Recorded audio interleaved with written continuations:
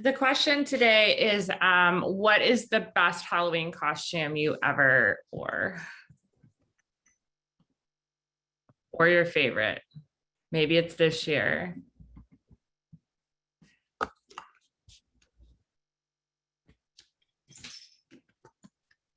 Oh, Inspector Gadget, that's a good one.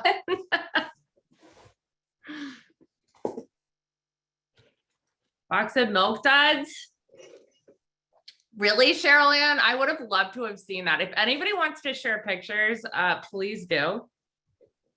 My wife and I went to our Bowser's Boo Bash gala as Gibbs and Abby one year. It was the best costume ever. She makes a very handsome Gibbs. That's awesome.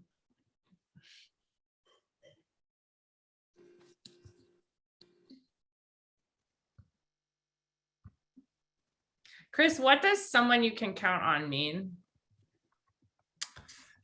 Yeah, I was trying to be clever, so I had numbers all over me, and everybody at the party spent hours trying to guess what I was. So there was like numbers and plus signs. Wordplay. Love it. Could have gone as an abacus.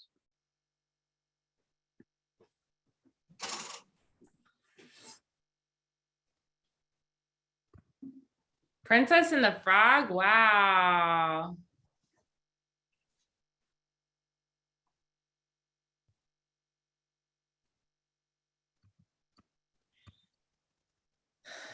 Okay, it is 10:01 a.m. We're going to go ahead and get started. We have a lot to get to today, including a report back to you on the survey many of you filled out about bullying and workplace harassment. So that should be really interesting. We also have Amanda Arrington here from Humane Society of Pets for Life, as well as Kelly Dewar from Maddie's Fund. And today's a day that we really need your opinions. A lot of work is moving forward right now. And as we head into fall and winter, we actually might have some time to do it.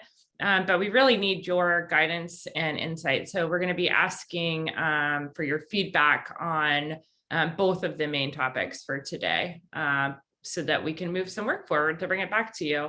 It is 10:02 Central Time, 8:02 Pacific Time. So we are going to go ahead and get started. Before we start into our agenda for today, my name is Kristen Hassan. I get to help facilitate these calls, and we are here with Mary Smith, who's going to share some words before we get started into the agenda. Hi, everybody. It's really great to see you all, and it's fun reading through your questions and your responses about Halloween. That is just awesome. So Amanda's going to talk to us about the power of language and the need for cultural humility. And for that, I really appreciate her being here today. But one of the things I just think it's important to remind you all that if I was coming to your shelter and wanted to adopt an animal, you would turn me down more than likely. You know, I have 3 dogs. They're pretty wild, right? But it kind of works for me. If you ask my dogs to sit, they would look at you as though you were insane and just probably pee on your leg. I have a dog that I adopted as a baby who was very shy and skitterish. She's still shy and skitterish, and I've had her since 2014. I feed my dog all sorts of crazy things. Right now, they're on a little bit of Honest Kitchen diet with cut up croissant, and it needs to be heated, and chicken. And, you know, I do that because I have dogs sometimes that will get very finicky about eating.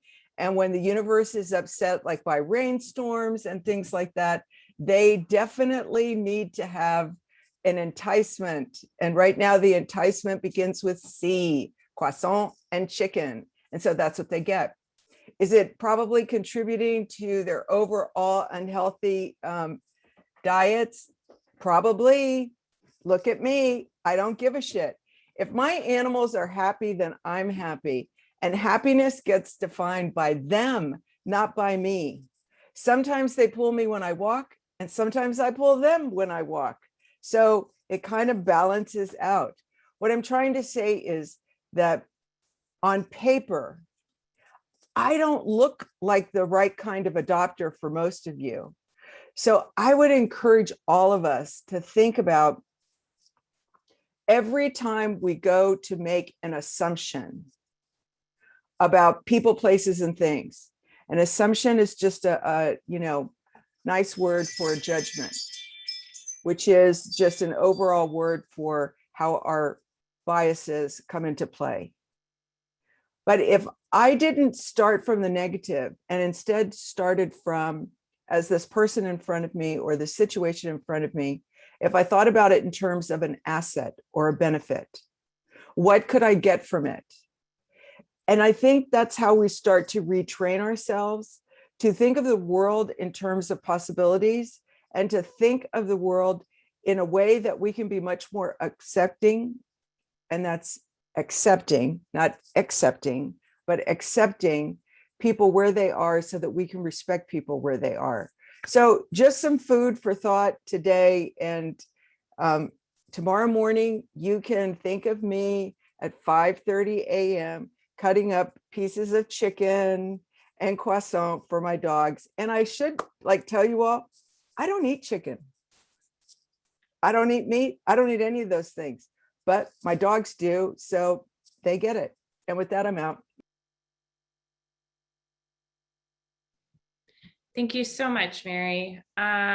We just want to share, we have just a quick screen share. In case, can everybody see that? That is one of our, does anybody want to guess? She said it in the chat who this is. Right now, I will be sending you a pin. Are you able to receive it? Yep, I saw that.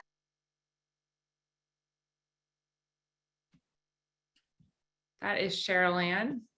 Cheryl Ann, do you want to explain this adorable costume to us? How old were you?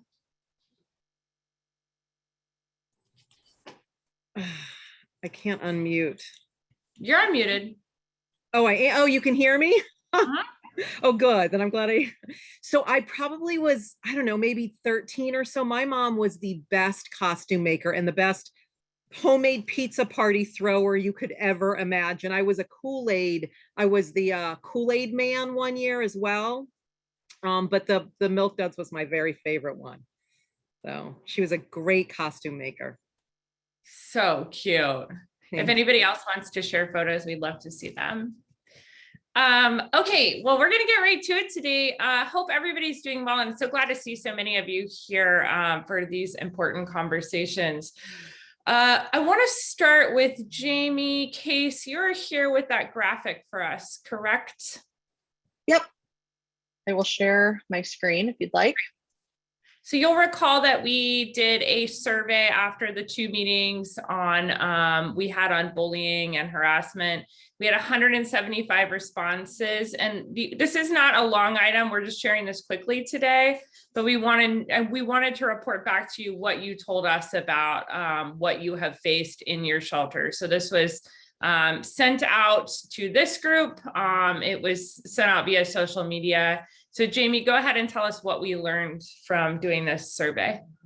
Yeah, I want to say thank you to everybody that filled it out. We, again, had 175 responses, which is a lot, obviously. The organizational development group is really digging through everything you all told us to develop tools, and we'll talk about those in just a second. But 175 responses, 86.2% have been the victim of slander, libel towards you or your organization through media outlets, so social media, news, etc.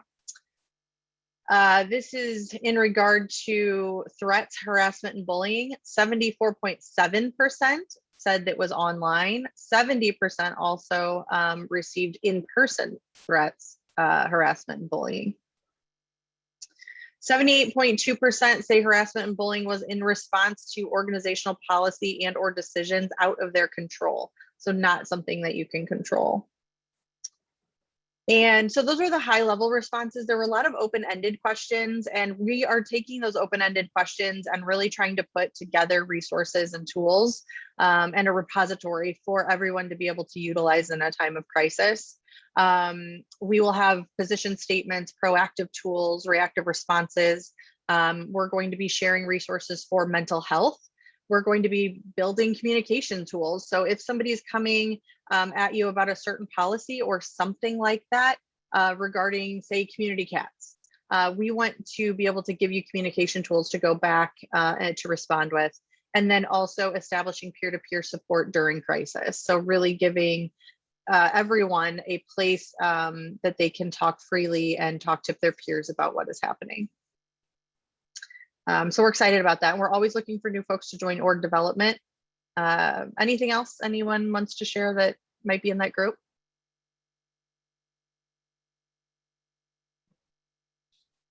Thanks. You can go ahead and unshare your screen.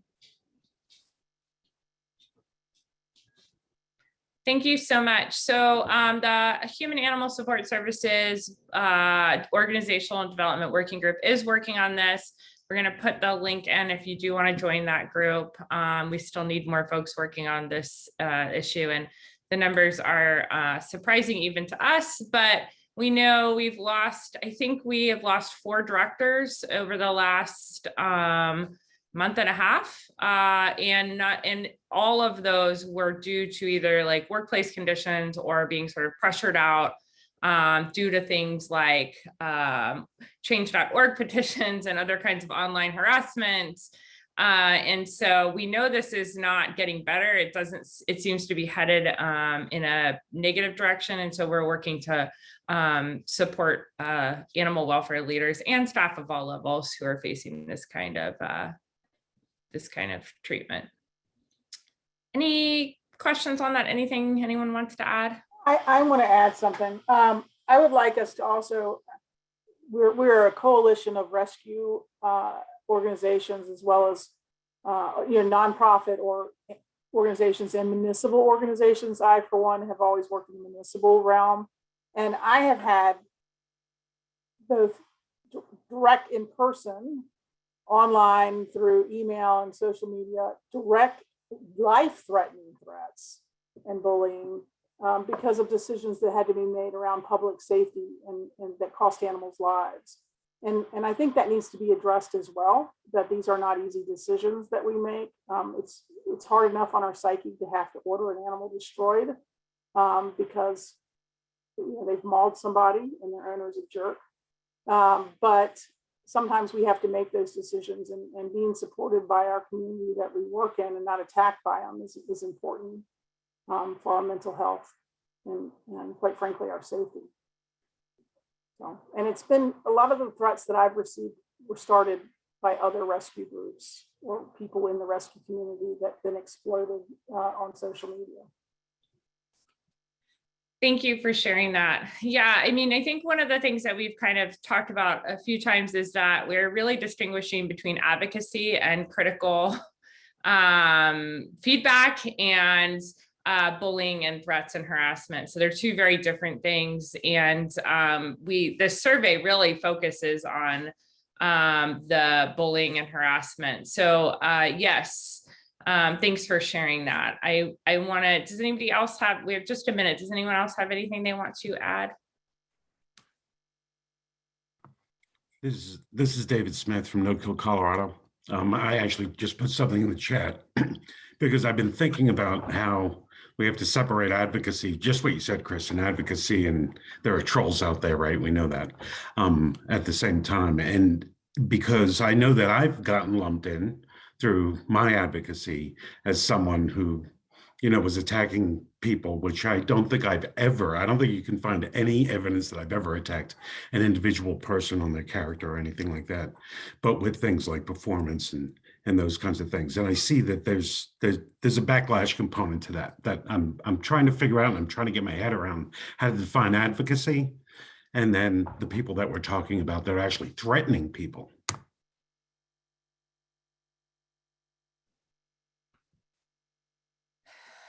Thank you so much. I appreciate all of these comments, and we're going to continue this conversation partly in that organizational development working group, but these are sticky issues, and that line between advocacy and bullying is one we need to really flesh out more. And I think to Nancy's point, there is some of this does revolve around euthanasia and life and death, and that makes everything really, really complicated and even harder. So we will continue to update you. And if you do want to continue this conversation, please consider joining that group. Want to give just a few minutes to our national organizations who are on the call. Anybody here who represents potentially who serves or helps more than one org, any of the nationals, or in the case of Canada, international organizations who want to update us, now's the time to jump on in. Hey everybody, it's Kathy from Canada, your international friend. I put some stuff in the chat. Just a reminder, there are a couple of conferences starting up here next week that are all virtual, so y'all can register, not a problem, and it costs you less technically because it's in Canadian dollars. So the Association of Animal Shelter Administrators of Ontario starts next Tuesday, the 2nd of November. And then has a couple of dates coming for the weeks following. They tried to split it up to make it easier to get to. And Kristen will be speaking on Tuesday. And then we have the Humane Canada National Violence Link Conference happening on Thursday and Friday of next week. So the links are in the chat. Hi, everyone. I wanted to share, my name is Casey Spain. I'm the Marketing and Communications Manager for American Pets Alive and Haas. I'm excited to talk to you all today. I wanted to share these materials that we've been working on. This is how to rehome your pet. We worked on an infographic as well as a video and a blog about this. So I'm going to share that. It's got this link to the blog, has everything in it. We would love everyone to share. This is one of the Haas elements, and it's some really great, very public facing content that I think will potentially help get more pets not to come into your shelter, but just go straight to homes. There's so much interesting information that we frequently don't share with people about this topic. And so would love you all to share that. And also feel free to share your feedback. We've had some really interesting conversation on the AMPA support group as well. Casey, are you able to screen share that graphic really quick so folks can see it? The graphic's really helpful. Hopefully, we want you to be able to use it in your organization. So you can use this as a flyer, hang it up. Casey will put her email in the chat, and we can provide, if it's helpful, we can provide larger poster size PDFs, whatever it is that is most helpful. But this is really directed at everyone in your org and externally. And Casey, is there anything else you want to say about this graphic in particular? Yeah, I think that one thing that it's really important to hit on here is that, when people rehome their pets directly, it does give them peace of mind. And it also saves a spot in a shelter for an animal that truly needs sheltering. And so any encouragement that you can do to give your community that support is really great. Letting your community know what you can do to support that. If you have home to home on your website, if you have rehome, any of those things, adopt a pet platforms, those are really great to make sure to consistently share with your community. And someone in the chat, Casey, asked if this will be shareable. Are people able to pull this and share it on their website or on their social media? Yes, you can share it. We have shared it on both the American Pets Alive and Human Animal Support Services social media channels. You can share it directly from there, or you can share it there's links within that blog for you to download the infographic. And thank you, Sarah. And if you want a version without our logo on it, we would be happy to share that with you so that you can add your logo and make it very customized for your city. So Casey, will you put your email in the chat? And thanks, Sarah. So we have the JPEG. If you want to put your logo on it instead of ours, that's fine. We just want you to be able to use it. And I talked to the entire Austin Pets Alive staff yesterday, and I said, do you know what supported self-rehoming is? And not one person could answer. Well, Austin Pets Alive isn't open admission, but we would hope that the knowledge was translating into what staff at all shelters and rescues are doing now. But there's still a lack of awareness that home to home and rehome exist, even among shelter staff. So we're hoping this will help. And someone asked about translating it into Spanish, and we can absolutely do that. Give us another week and we will, maybe two, and we'll work on that and bring that back to you. Okay, any other national groups want to share any updates? Yeah. Good morning. Good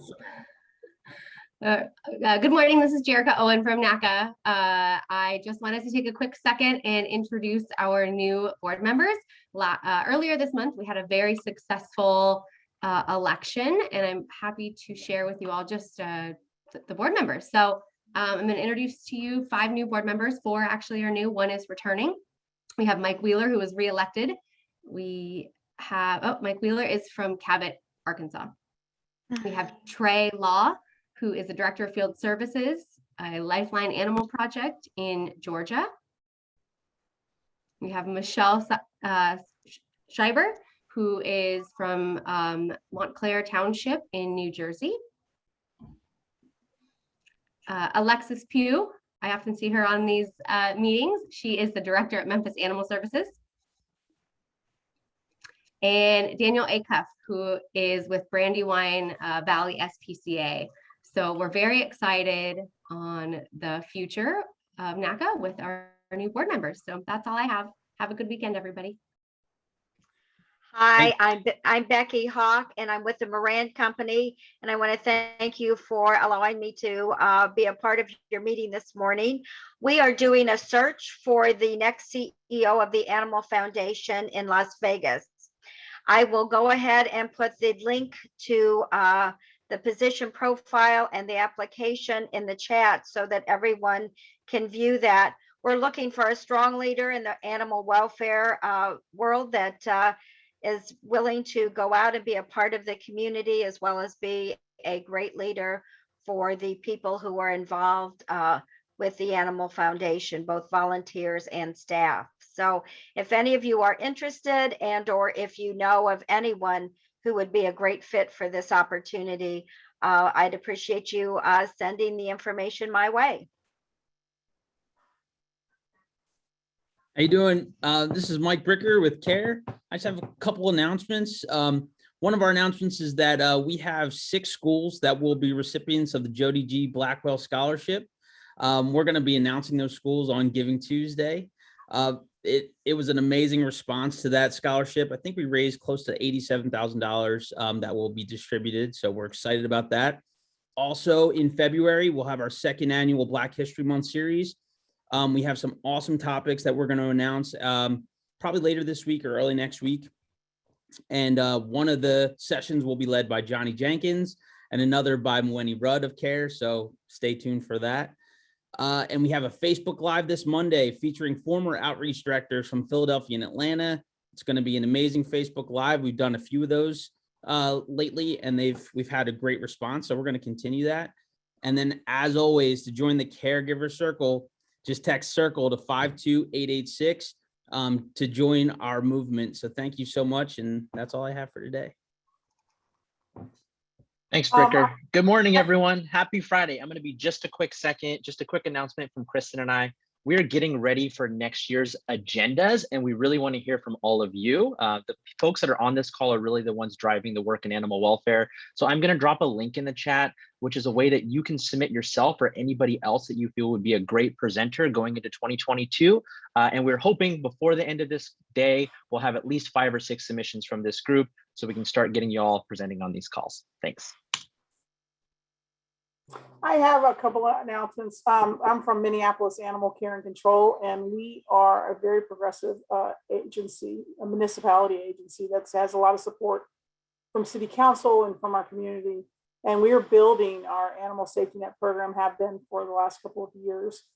In 2022, we've been approved, well, soon to be approved for our first animal safety net coordinator position. And we are currently in the hiring, getting ready to hire a new volunteer coordinator position. The previous one was promoted into a supervisory role.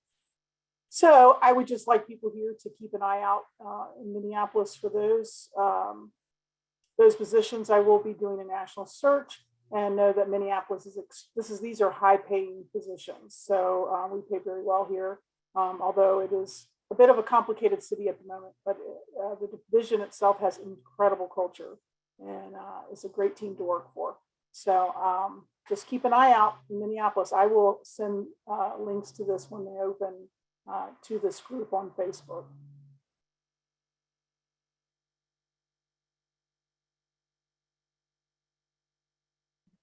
Great. Before we move to Amanda, I just want to reiterate what Bobby shared. And these are our calls, meaning everybody who shows up here every Friday. We typically have more than 200 people at this point on the call, with 1,300 people registered a month, and they're growing, but there are calls, and we really want to be bringing you the topics that are most important to you, the speakers you want to hear from, and we want to expand the diversity of voices coming to the call. So please fill out that form. I know it might seem silly, or you might not be sure you have things to say. If you're also not sure you're ready to present in front of 200 people, Bobby and I are offering to provide coaching and support to anyone who does want to speak, just to get you ready and kind of give you an idea of the flow. And these are really informal. You don't have to have a PowerPoint. These calls are not about just sort of pushing information at people. They really are meant to be more of a conversation. So they're also a way to, like, if you have an idea and you really want to talk that through with a group of smart people, like I have an idea what Kate Hurley and I want to put out a position statement on scheduled intake. I'm going to be bringing that to you all for input, because it's a really controversial and complicated subject. So if you have an idea you want to bring to the group, this is also a good place to do that. So please fill out that form. It'll take you just a minute, and it helps us plan. Next year, we will continue to bring you top of the line speakers, people authoring new books and papers and research that's coming out. We really want to hear more from you as well, and from all the folks working in animal welfare. So that would be great if you would do that. All right. On to the big topic of today. We are so grateful and excited to welcome Amanda Arrington from HSUS Pets for Life, here to talk about something that is something she's really been working on for years. And over the past couple of years, I think has been this becoming an emerging conversation. So Amanda, welcome, and thank you so much for joining us today. Thanks for having me. I'm not sure how you want to start, Kristen. Should I just share a little bit about language that we've looked at within our program and put that out for discussion with everyone? Yeah, I think if you could just give us kind of a little bit of the background of how you got to the even thinking about words like helping, and then maybe share some of those. In the announcement for today, I shared some of the language that we're going to be talking about. Just give us kind of the context for the discussion today.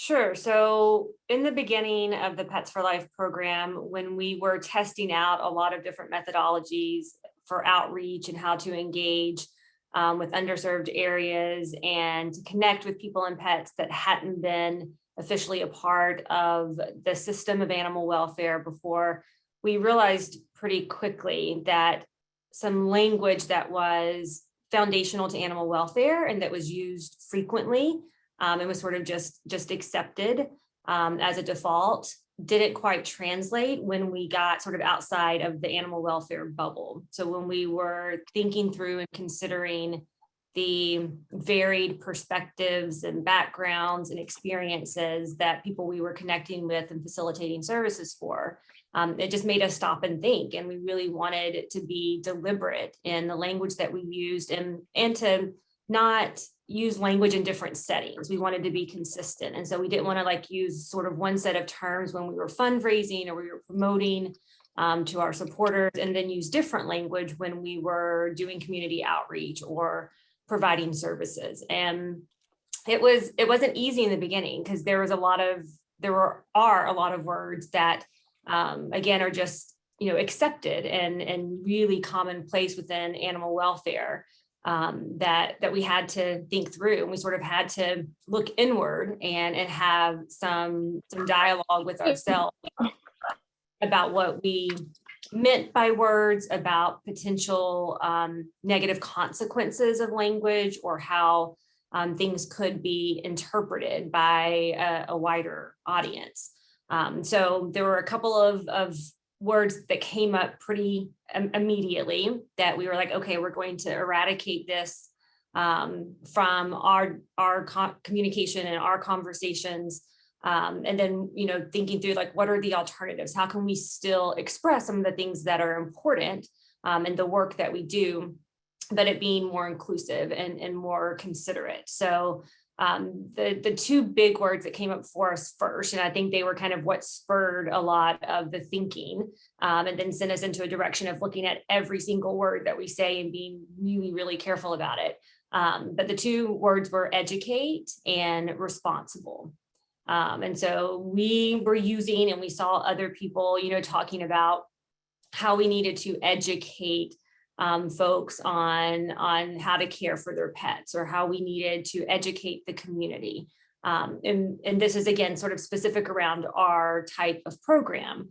And what we decided is that it sort of set up this power dynamic that we didn't want and was not what we intended. So we didn't want sort of to create this dynamic of where we were, as service providers, the teachers, and then the public or the people who were in the program were students.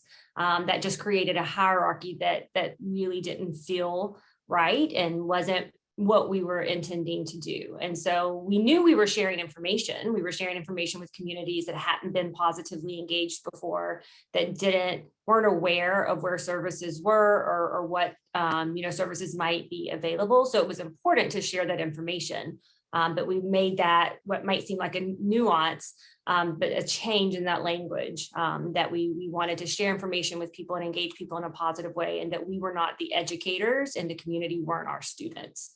So that was one of the first terms. And then around responsible, again, responsible pet ownership is just pervasive in animal welfare. It's been around forever. I think it's, sneaks itself into all kinds of conversations. And again, we wanted to think through how that could be received, or how people might sort of take that when it's being shared, is that if not in the category of responsible, then that means you're irresponsible. And so it's putting this negative label on people. And it focused on sort of individual responsibility, which we were finding wasn't the actual issue, that there were systemic challenges and there were these sort of areas of institutional discrimination. And so that responsibility, we didn't want to place that on the individual, but place it on us as service providers and us as people who sort of held the power and were in positions of authority. So I'll stop there with those two and just see if anyone has thoughts or feedback or questions on that. And then we can talk through some other language, but those were big ones for us for Pets for Life. If you're not saying responsible or irresponsible, what do you say instead? We like to talk about the larger systems at play. That's what we have found to be successful and effective, is to acknowledge the inequity in access to pet resources and not put it on the individual. But to sort of highlight the positive. So come at it from sort of an asset focus and not a deficit focus, of the bond that people have with their pets, of the love that people have for their pets, and talk about access to the resources that people want and need for their pets that need to be provided. So it just sort of takes the focus off of the individual being responsible or not, and puts the focus on the systems and on us as service providers. How would this, I want to let other people ask questions, but I guess if we shifted our language around these terms and some others that I think you'll mention, how would that potentially change the work that we do, or how the work kind of impacts our communities? I think we lead with language in animal welfare a lot. And so when we are thoughtful in that language and when we make shifts in it, I think actions follow. I don't think that I can sort of underestimate the power of words and just the sort of connotation that comes along with language, and just sort of what kind of space it puts us in organizationally and individually, how it leads the public. The language that we use can sometimes maybe not be intended to be negative or to kind of be judgmental. But if we're not thinking about it, that can be exactly how the public receives that information. And then I think sometimes even to go a bit further, and I have had this experience within my own organization, we're using language knowing that it can perpetuate stereotypes, but it benefits us in getting people to feel a sense of urgency or to have a desire to provide support. And so we're sort of complicit in what we know the public is going to think and how they're going to receive information. So I think that there can be some unintended consequences with language, but I think sometimes too, we've used language that has been effective in fundraising and garnering support and not really kind of either considered or had too much concern for the larger impact. Mike, do you want to share what you shared in the chat? I'm curious about what maybe you can share that statement and explain a little bit what you mean. Yeah, definitely. So, most often what I find is that, the language, although it's super, super important, it's the messenger that I feel matters most. Having people from the community talk to other community members often goes way better than having somebody from outside come in, regardless of what language they use. Amanda, do you want to respond to that? Yeah, I think that that's a great point. I think it is extremely important. I think there's different platforms and different ways that language is being used. So it's not just in connection and engagement with the community, but it's what we're doing with our donors. It's what we're doing on our social media. So it's sort of as a movement to, how are we engaging with the community, but also how are we talking to all different kinds of stakeholders? And Emily asked, how do you navigate conversations with policymakers and other agencies who are casually using the old linguistic choices? I think there's just so much work to be done. I think when we still are having a pretty standard message, it's hard to sort of single out those individual ones and say, well, we don't want to use this anymore, when that's still maybe what people are seeing come out of our industry. So I think it's just going to be sort of piece by piece, we're having these conversations, and that we're starting to have some accountability within our own organizations of what we use. But I think when you have a specific audience like legislators, it's when we're still practicing a lot of these habits within our own work, it's hard to ask others to make that change.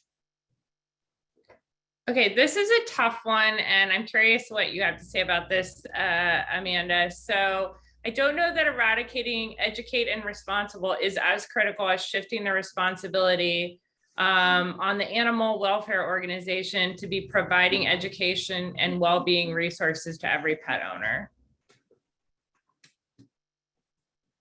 I'm trying to read that, sorry.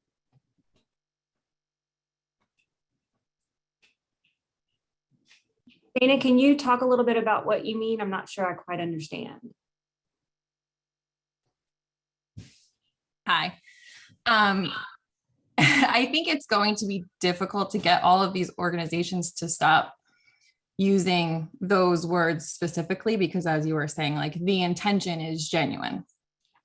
But I think that the semantic alteration might have to be actually on the animal welfare organization, saying that they're taking responsibility to be providing educational resources and well-being resources, as opposed to saying you as the pet owner need to be educated and responsible. Does that make more sense?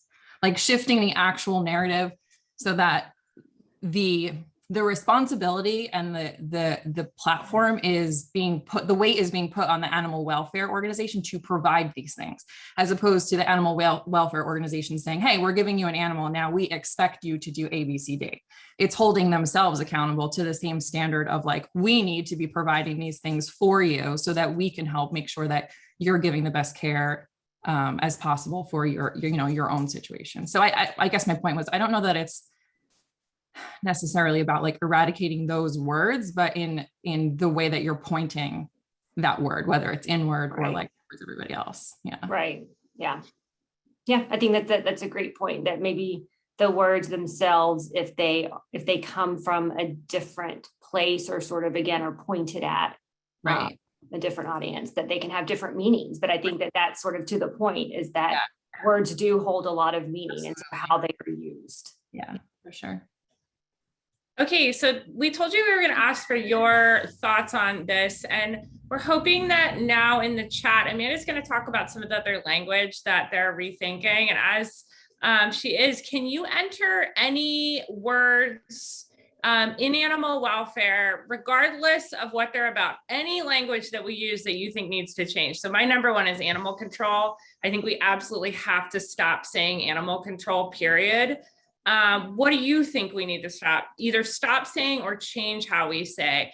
We're going to be making a list, and so we're getting to work at Haas. We're getting to work closely with the Pets for Life team and other teams, just sort of like rethinking a lot of this as part of the work of NACA, as part of all of this kind of move towards changing how we talk to our communities.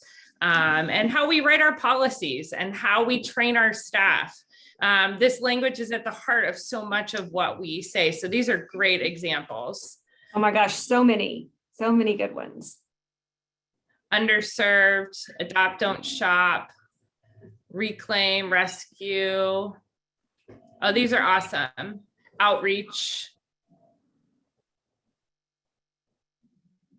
I think that, and I was just going to say, Kristen, I think too, like the examples that I gave were kind of specific to our work. And so I think there's so much variation in the work that groups are doing too, whether, you are a shelter or whether you are a community medicine clinic, or whether, so this is not meant to sort of, apply with a broad stroke to everyone, but just more to think about and to just put some, consideration into the language we use. And then that, the end result can look different for everyone. I do think that there's some language that I hope, starts to change and shift, but it's more about, I think, the process and just being deliberate, and less about every single word or, trying to say that this is something, that should be done by all. Do you think, Amanda, at the heart of this is this problem in animal welfare where we create this us versus them, and one side is those who help and one side is those who need help, and it's a false dichotomy, as if there's no crossover between those sides, like as if these are two static categories and they imply different things about which side you're on? I think that's part of it, but I think it's more that we're just really insular in animal welfare. And so we oftentimes are sort of just talking to ourselves. And so I don't think that there's necessarily an intention of it being an us versus them. We just aren't actively seeking out, sort of perspectives and opinions from kind of outside our normal day-to-day sort of world. And so how do we, as the sort of industry in the movement is looking at being more inclusive, just taking a look at the language, while we're doing that. I think it's just a shift overall. Does anybody else have questions for Amanda, or anything else you want to share that you feel like is important to add to this conversation? We have just a couple more minutes, and Amanda, I guess I'll say that to you. What else do you think is important for this group to know? And are there resources people can turn to now to have some replacement language? I'm not sure if that document you sent to me, is that a public document or something that we can share? So that document in particular is for our mentorship partners, and just sort of part of the training and the mentorship that we do with organizations where we have ongoing conversations. But in our sustainability guide, we talk about this in a section as well. So I think that would be the best thing to share, because it provides more context and is more comprehensive in sort of this kind of thinking and this discussion, where that one pager is kind of what we do in follow up to conversations and trainings we do with groups.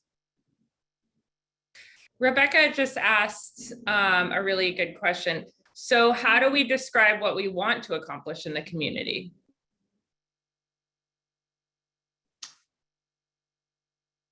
Is this around sort of service provision? Is that the question? Like, how do we describe, or is it around, I guess I need a little bit more. Rebecca, do you want to give a little context to that?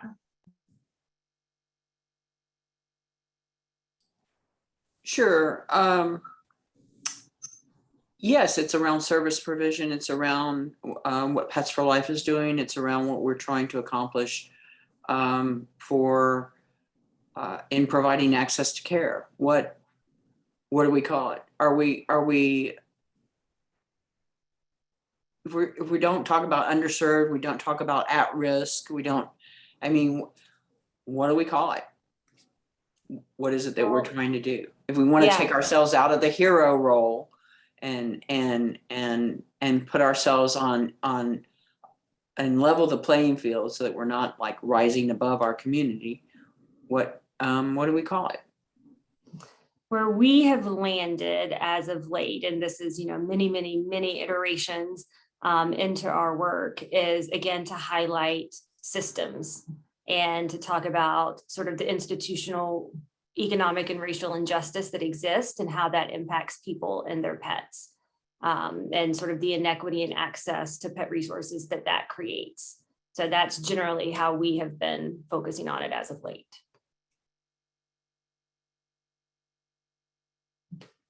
Amanda, Nancy asked if you could talk a little bit about what PFL is hoping to accomplish this year, and what kind of, just in general, what y'all are working on since we have you here. Sure. So we have a few different research projects that are coming to a close and that we hope will be coming out and published in 2022. And we'll share that with you, Kristen, to share with this group as they come out. We just wrapped up a 4-year One Health study that we started designing in 2017 and started working on in 2018, and just finished our last sort of data collection surveys for the study. We're working in partnership with the Institute for Human Animal Connection at the University of Denver's Graduate School of Social Work and with the University of Wisconsin Shelter Medicine program. So that has been a big project for us that is going to be now able to share and provide what the results are in 2022. We're really excited about that. We have another research project around perception and access to care that, again, we did with IHAC that will be published probably before the end of the year that we can share. We also conducted some research on cultural competency in service provision that I'm not sure if it'll be out before the end of this year or at the beginning of 2022. So a lot of research that we've been doing over the last 4 to 5 years, it is now going to be shareable. So I'm excited to provide that when we have it ready, and to get people's thoughts and feedback on that. And then just continued program mentorship. So that has been a focus of the program for many years now, of providing financial support and other types of support to local organizations who want to bring a Pets for Life program to their community, or want to incorporate community outreach and support services in their organizational mission.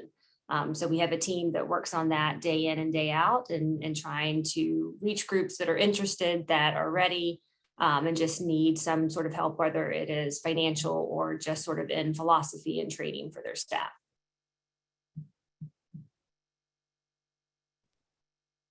Thanks, Amanda. So we have, just to come full circle to where we were, can you just, you shared a couple of the words from that sheet. Can you just share a couple of the other terms you're hoping will get replaced or go away or shift as we move forward? Yeah, so another one for us is kind of around the kind of legal connotation to words. And so we know that in most ordinances and statutes, words like stray and feral are used. And what that normally defines in some sort of legal way is that the animal is unowned. And we find that most loose or free roaming animals actually have a person or a family that they are connected to. And so we want to try to recognize and highlight that connection. And so are there other words that we can use in place of those that have traditionally meant that the animals are not connected to people? That was a complicated one, and that is codified in so many sort of, city, county ordinances or state statutes, but again, can have, some unintended consequences. And then, we try to stay, we, I guess probably 6 or 7 years ago, we kind of began to put together some content around what we were calling at the time rethinking cruelty and neglect, and sort of how that is defined as well. That what we were seeing that so often gets categorized under cruelty statutes and sort of, again, in the legal definition of neglect, was about access to resources. And just sort of the really sort of powerful way that that language can sort of trickle down and impact people and communities. So I would say those would probably be the two other ones that are pretty significant for us. Thank you so much. Thank you so much for being here, Amanda, and for joining us today. We're excited to keep working on this and continuing to talk with you about this. And I'm going to send this list to y'all. And I'll also bring the list back to this meeting as we kind of start to work through these. But we sort of are at the point where most of the language needs to change. It's not a few terms, it's most of it, because most of it is built on a punitive pound model system. And so it's not a few words, it's almost everything that we say, and even the way we talk about the animals. And I'm glad to see some behavior folks here, because that's a whole nother conversation. The terms around animal behavior that we're using are really at the point where they're unethical and unfair to shelter animals, and mean about 5,000 things to 5,000 different people. So we're going to continue to talk about this, and want to thank you all for being here. Thank you, Amanda, for being here today. Okay, so in our last 9 minutes, we're going to touch really briefly on something that I think you're going to want to hear. And so I'm just going to give the background. Kelly's going to tell you a little story about human child welfare, and then we are going to share a resource with you. So Sarah Miller, if you would share that ethical marketing guideline resource in the chat, that would be great. So Kelly and I presented earlier this week on something called marketing and adoption counseling, keeping them separate. This is something that we wrote about a full 6 years ago, and somehow hadn't presented on before, but it's probably the most read thing that I've ever written. And it's a resource that we published on Animal Farm. And the argument behind it is that pet marketing should be kept completely separate from the adoption counseling process. We saw real forward movement on this when we first published it. People were separating marketing from counseling. This last year, in all of your organizations, we want you to know that we've seen a real backsliding, and that negative marketing seems stronger than ever. People are saying some just trying to put everything bad about the pet in the pet's bio, which is resulting in long lengths of stay and a number of other negative consequences. And so we did a presentation on Maddie's webcast this week.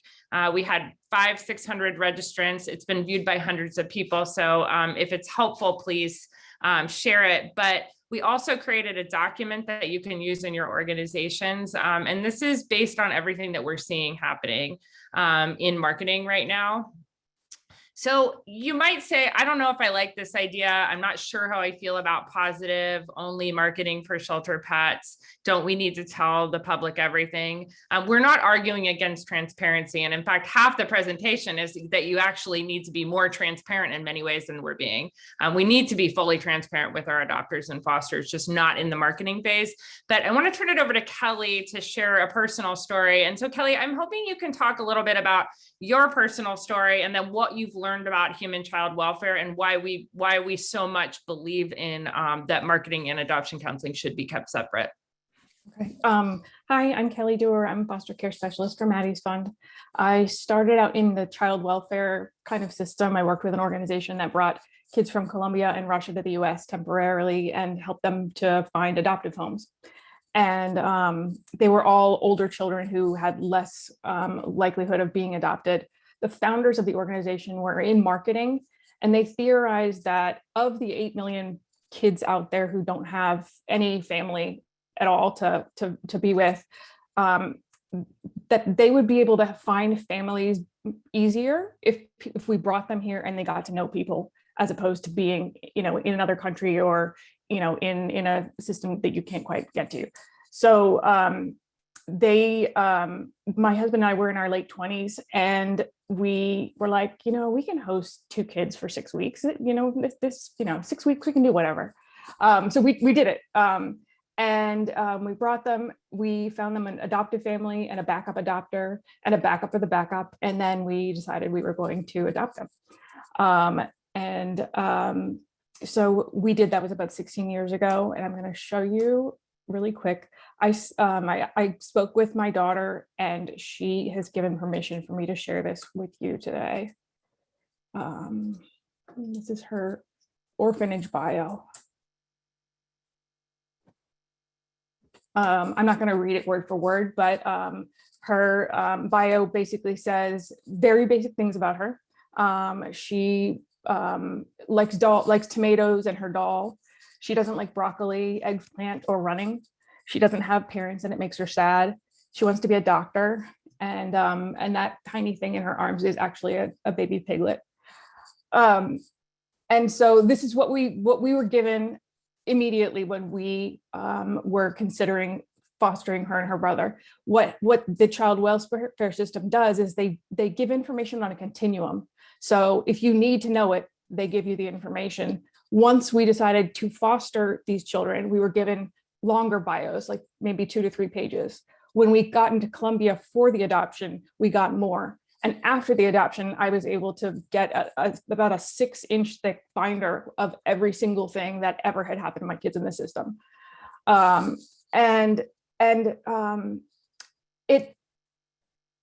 feel really strongly about this because, if you look at her bio, it is not telling me that she had severe trauma in her background, or that it would impact just about every single area of our lives. It didn't tell us that a test in Columbia had labeled her as so intellectually disabled that she would never be able to live on her own. That was not true, but that was what they thought at the time. It didn't tell us about several pretty severe health issues that both of my kids had. And to be completely honest, if I was faced with all of that in the beginning, I can't imagine we would have thought we could do it. Looking back 16 years later, it was the smartest thing I have ever done. And she's the reason why I'm here. So I think that the reason that the child welfare system does it this way is because it is ethical, and it doesn't violate children's privacy. One of the things that we have, a major part of the Convention of the Rights of the Child was outlining that the child's right to privacy. And we have multiple laws on privacy for children, and governing which information can be shared about them and with whom. And then I'm just gonna, this one quick. So in our child welfare agency, the guiding principles of child narratives is that the information must be shared on a continuum. The description, the information that's in the public profile needs to be just descriptive, not very things that should be private. And when you talk about those challenges and things, you need to do it as a narrative or a conversation, not in like a public document. Kelly, can you read this for people that are listening? Can you just read that paragraph? Yeah.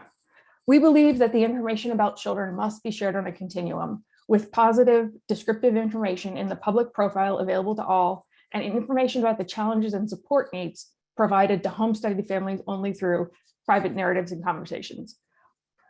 Obviously, we're not doing home studies, but I think you can kind of interplace that with people who inquire about adopting a specific pet.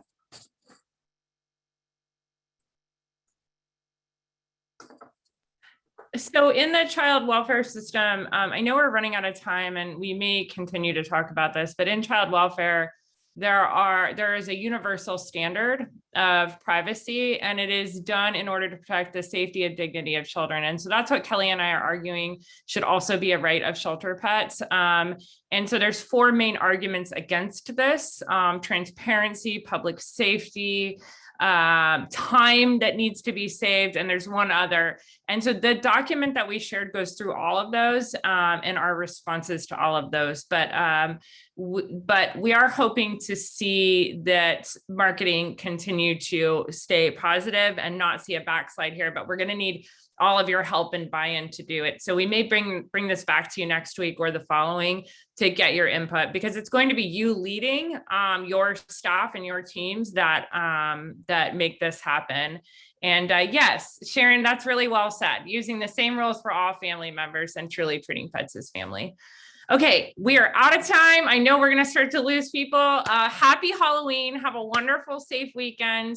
We're back here next week with an international presentation with people working in animal welfare space in Romania, Greece, and Italy, talking about the animal welfare systems there. And it really is mind-blowing. They're so different and give you just a ton of food for thought. So we hope you'll come back.